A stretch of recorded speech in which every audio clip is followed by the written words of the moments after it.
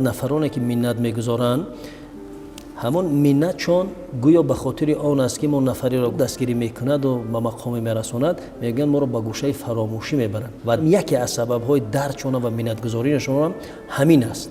خب در همین صورت منت اونها قبول است، یعنی به هیچ صورت منت جایز نیست. ببینید سوره انسان آیت 9 میگوید که ما شما را از برای خدا نان میدیم یا خیر احسان میکنیم، از تو پاداش انتظار نیستم. این از جوانمردی. کسی را نان میدهد، احسان میکند، خیر میکند، از خیر گیرنده هیچ وقت پاداش و احسان و دعا طلب نکن. وقتی اگر گویی که تو کسی بوده که به دست من آدم شدی، این معنی چی است؟ خاص از برای خدا ترک کرده شد، اما شخصیت خودش پیش آورد. منفعت شخصی نباید به کار برود.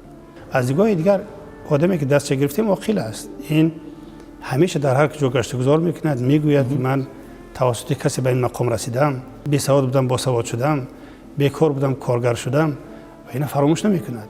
بله علم آور است، کسی را از فتاده را دست میگیری اما برعکس میشود، با کسی سلام میکنی نیش میزند، با کسی احسن میگی برعکس میشنوی. علم آور است، همین بخشیدنش لذت دارد.